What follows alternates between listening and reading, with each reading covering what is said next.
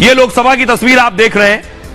लोकसभा में कुल सांसद हैं 543, बीजेपी के पास है 303 और एनडीए के पास है 330।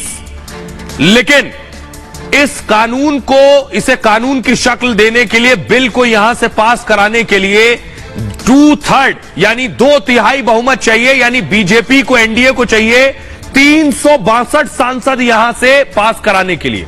अभी 330 है, यानी 32 सांसद लोकसभा में कम है। राज्यसभा चलिए, राज्यसभा में 250 सांसद हैं, बीजेपी के पास 92 है राज्यसभा में, एनडीए के पास 110 सांसद हैं। यहां 2/3 बहुमत चाहिए इसे पास कराने के लिए। 2/3 बहुमत के लिए 167 सांसद चाहिए, 167। यहां भी बीजेपी के पास सांसद पूरे नहीं है। इसलिए बीजेपी की कोशिश है कि एक राय बनाई जाए, सबको एक प्लेटफॉर्म पर लाया जाए, विरोधी भी इस जरूरत को समझें। जो 1948 में जरूरत समझी गई थी वो 2023 तक अब तक समझ नहीं आ रही। ऐसा क्यों? संविधान क्या कहता है इस पर? यूसीसी पर संविधान क्या कहता है? संविधान में एक आर्टिकल है 44, अनुच्छेद 44 में यूसीसी की चर्चा है। सोचिए, आजादी के बाद जब संविधान आया तभी इसका जिक्र कर दिया गया था नीति निर्देशक तत्वों में। अनुच्छेद 44 के भाग 4 इसको लेकर इसमें लिखा गया है, राज्य के नीति निर्देशक तत्व से संबंधित यह अनुच्छेद है। राज्य यानी देश के लिहाज से राज्य लिखा गया है।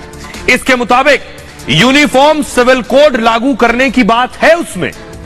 राज्य एक यूनिफॉर्म सिविल कोड लागू कराने का प्रयास करेगा। संविधान में नीति निर्देशक तत्व सरकारों के लिए गाइड की तरह है कि क्या करना है आपको आगे। इन्हें हासिल करने के लिए सरकारों को काम करना होता है। अब आपको बताता हूं यूनिफॉर्म सिविल कोड के बारे में। मैंने आपको बताया, अब मैं आपको बताने जा रहा हूं कि सरकार के लिए इसे पार्लियामेंट से पास कराना एक बड़ी चुनौती है। ये मैं क्यों कह रहा हूं? क्योंकि सरकार के पास जो नंबर्स हैं वो इस तरफ इशारा कर रहे हैं। देखिए, अब विरोध किस बात को लेकर है? विरोध किस बात को लेकर है? यूनिफॉर्म सिविल कोड का हमेशा से विरोध होता रहा। सबसे ज्यादा विरोध मुस्लिम समुदाय के लोग करते रहे। संविधान के अनुच्छेद 25 का वो तर्क देते हैं, अनुच्छेद 25 का, आर्टिकल 25 का। बहुत से मुस्लिम स्कॉलर्स कहते हैं कि आर्टिकल 25 में सभी को धार्मिक स्वतंत्रता का अधिकार है।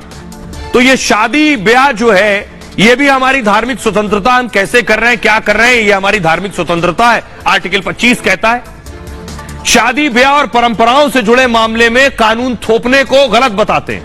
शरिया कानून 1400 साल पुराना माना जाता है, इसे वो अपने आस्था का विषय मानते हैं। एक समान कानून से धार्मिक आजादी छीनने का डर, वोट बैंक के लिए भी कुछ दल इसका विरोध करते हैं। एक बुनियादी सवाल यह है कि कहते हैं आर्टिकल 25 धार्मिक स्वतंत्रता का अधिकार देता है। आर्टिकल 25 देता है धार्मिक स्वतंत्रता का अधिकार, तो आप अपने धर्म का पालन कीजिए, धर्म की उपासना कीजिए, यह अधिकार देता है।